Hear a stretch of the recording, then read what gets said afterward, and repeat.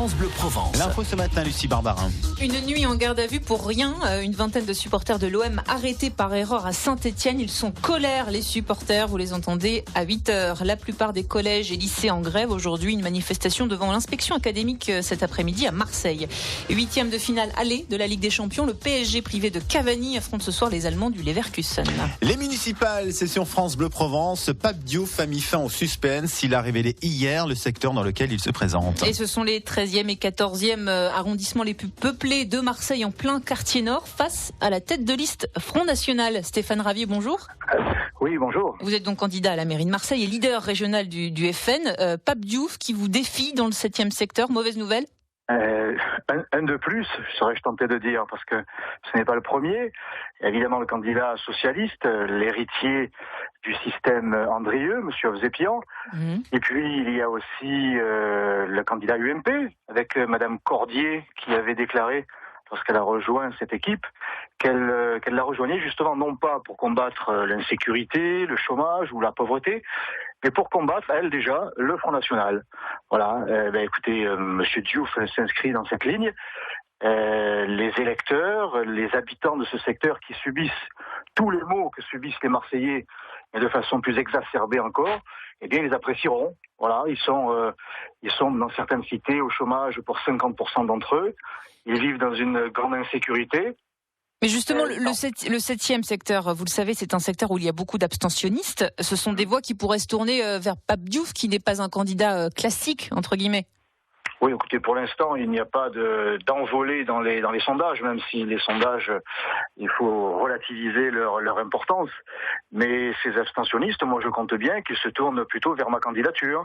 Parce que cela fait 20, 30 ans que dans ces quartiers ont été abandonnés à la gauche, alors que ce soit la gauche officiellement socialiste ou une gauche sous la houlette de Pape Diouf, car c'est un candidat de gauche. Je crois qu'il n'y aura aucune issue, aucune amélioration de la situation pour les habitants.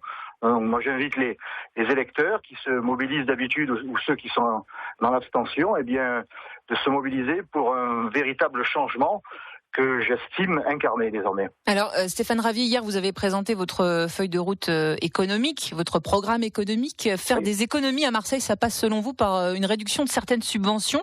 Lesquelles, précisément ? Lesquelles ? Écoutez, la nébuleuse associative regroupe ou reçoit plus de 67 millions d'euros chaque année. Donc je crois qu'il faut se pencher sur cette activité, c'est une véritable activité, car il y a effectivement des économies à faire, mais pas simplement dans ce domaine-là, dans le train de vie de la municipalité. Il faut demander aux banques, qui, chacun le sait, sont nos amis, et bien de revoir leur copie, puisque le Conseil constitutionnel a retoqué les emprunts dits toxiques. Donc nous avons là une source d'économie à faire, et je crois que c'est urgent. Mais ça s'inscrit dans un plan plus vaste, que je qualifierais de mairie stratège, voilà, pour l'emploi de tous les Marseillais. La question des Roms, un camp incendié il y a 2 jours au Cap Pinède. Jean-Claude Gaudin attaque la préfecture qui n'applique pas les arrêtés d'expulsion. C'est ce que vous vouliez ? Écoutez, Jean-Claude Gaudin, évidemment, comme à chaque fois, donc, si je puis dire, refile la patate chaude à son voisin. C'est pas moi, c'est lui. C'est pas lui, c'est l'autre. Je rappelle que les Roms qui sont ici le sont depuis des années. J'avais même lu que témoignages de certains qui disaient avoir été expulsés 17 fois, mais dans la même ville. Ils franchissent au mieux la frontière d'un arrondissement. Alors aujourd'hui, qu'est-ce qu'on fait ? On est dans l'impasse. Quelle solution vous proposez, vous ? Écoutez, ces Roms sont entrés sous l'ère de Nicolas Sarkozy et ils restent sous l'ère de François Hollande et donc de Jean-Claude Gaudin et de Patrick Mennucci qui, lui, veut en intégrer entre 500 et 1000, ça dépend les jours, par an. Donc, logement, emploi, soins, éducation, tout ça payé par les Marseillais. Donc je crois que c'est pas sérieux, parce que c'est un véritable appel d'air. Nous ne réussirons jamais à les intégrer tous, puisqu'il y en a quand même 12 millions à nos portes. Et je crois qu'il faut appliquer la loi, et en matière dans ce domaine-là, le maire a un pouvoir et même un devoir de maintenir la salubrité. Eh bien, il doit tout faire pour que les Roms quittent la ville de Marseille. Nous ne pouvons pas supporter un tel poids. Alors pour celles et ceux que cela chagrinerait, comme Jean-Claude Gaudin ou Patrick Mennucci ou d'autres, et je les invite, moi, à accueillir une, deux ou des familles roms chez eux. Voilà, qu'ils donnent l'exemple, eux qui ont le cœur sur la main, qu'ils nous démontrent qu'ils peuvent mettre en pratique cette générosité qu'ils imposent aux Marseillais. Bon, on a bien entendu votre appel aux deux candidats, Jean-Claude Gaudin et Patrick Mennucci. Merci beaucoup Stéphane Ravi d'avoir été notre invité ce matin sur France Bleu Provence.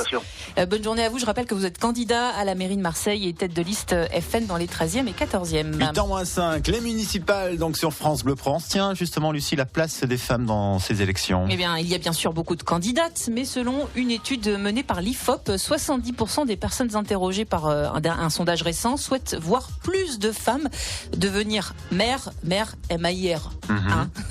Bonjour Isabelle Delmas. Bonjour Lucie, bonjour Philippe. Pourquoi on tient tant à la parité, que ce soit en politique ou dans la vie quotidienne? C'est vraiment si important que ça?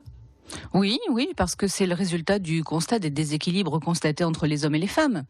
À part la différence physique, les femmes, les capacités de la femme sont identiques à celles de l'homme. Et dans notre histoire d'ailleurs, lorsque la nécessité s'est fait sentir, la femme a remplacé l'homme. Donc la question de la parité, c'est un choix de société.